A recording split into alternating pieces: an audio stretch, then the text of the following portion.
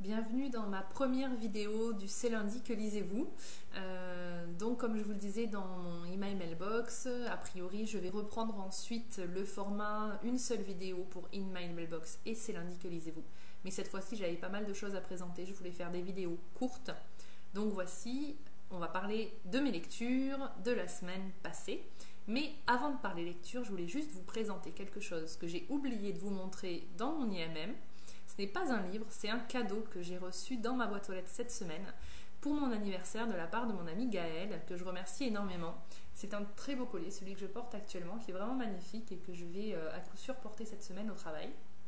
Donc voilà, je voulais vous montrer, il est magnifique. C'est une surprise parce que je ne m'attendais pas du tout à recevoir un cadeau et c'est vraiment très généreux de sa part, d'autant plus qu'elle a fait des petits cadeaux pour mes enfants aussi.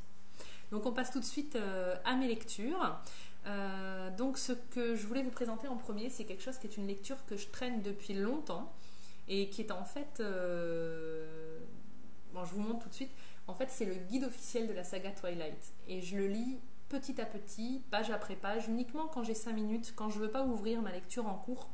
Je lis celui-ci à mes moments perdus en fait. Et c'est un régal, c'est vraiment moi qui ai beaucoup aimé la saga, les livres, je m'y retrouve énormément et beaucoup plus que dans les films que j'apprécie pas du tout. Et il y a beaucoup d'illustrations, c'est vraiment très joli, donc je vais vous montrer par exemple à quoi ressemble Edward. Donc, pour ceux qui ont vu les films, vous vous rendez compte que Stéphanie Meyer n'a pas vraiment la même opinion graphique, esthétique si on peut dire, de son Edward que celle qu'on nous propose dans les films et à laquelle j'adhère pas du tout. Mais bon, passons. Donc voilà, c'est une lecture qui est très longue. Je vous en reparlerai pas chaque lundi évidemment parce qu'à mon avis elle va encore traîner longtemps sur mon canapé à être lue page après page. Et je vous en reparlerai quand je l'aurai terminée. Ensuite, dans la semaine, j'ai terminé Time Riders de Alex Scarrow en service presse avec les éditions Nathan. C'est une très bonne lecture. Malheureusement, je m'y suis pas intéressée de la bonne manière. C'est-à-dire que je ne l'ai pas lu dans les meilleurs moments parce que je l'ai lu à un moment où je lisais autre chose en même temps et j'ai pas réussi à me plonger dedans assez longtemps. Et quand je l'ai repris et que je l'ai lu plus que ça, c'était trop tard. J'avais pas réussi à m'attacher au personnage complètement. Malgré ça, j'ai énormément aimé. J'ai trouvé que c'était très bien traité, que le sujet des voyages dans le temps était bien amené en toute cohérence, avec beaucoup de légitimité. C'était vraiment très bien, beaucoup d'idées, d'imagination,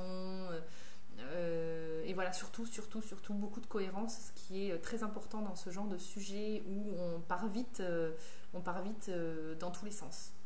Et là, pas du tout. Donc c'est très agréable. J'ai pas particulièrement aimé la période. Je veux pas vous spoiler, donc je vous dirai pas de laquelle il s'agit. Parce que je suis pas à l'aise avec cette période, mais c'est quand même très bien amené, j'ai beaucoup aimé et il me tarde vraiment de lire la suite. Ensuite j'ai enchaîné avec le livre que je vous avais présenté dans ma première vidéo qui est Pieds nus en smoking, un livre que m'a prêté ma maman, qui en fait est un très bon bouquin. Alors ça se lit très vite, mais je le conseillerais plutôt à un public de maman parce que c'est avant tout malgré le sujet, l'amorce du livre, l'intrigue du livre, c'est avant tout un sujet sur la dépression des jeunes mères. Parce que le fond du livre, c'est le fait que cette maman n'accepte pas sa maternité, a du mal à s'attacher profondément à ses enfants et à accepter d'être une mère. Alors le sujet réel, l'intrigue, c'est un dîner où où son mari reçoit son patron et des collègues en vue d'obtenir une promotion. Donc ça amène tout un tas de situations, de rebondissements, c'est vraiment pas mal fait. Mais le sujet de fond, c'est vraiment sa dépression. Donc c'est pas un livre joyeux, mais c'est un livre qui est quand même bourré d'humour et j'ai beaucoup apprécié. Mais c'est surtout à conseiller à un public de mamans qui comprendra le sujet de fond, parce que sinon les autres ne s'y retrouveront pas. Ensuite, j'ai entamé un service presse que je vous ai présenté dans mon IMM qui est Black Rain. Donc comme je vous le disais, il y a 2 tomes, 2 épisodes dans ce livre. J'ai déjà lu un épisode et demi, donc je vous montre où j'en suis. Voilà. Ça fait 300 pages, ça se lit assez vite. C'est futuriste, c'est de la science-fiction, ça parle de folie, de schizophrénie et d'un système de traitement de cette maladie futuriste et très nouveau, basé sur la réalité virtuelle.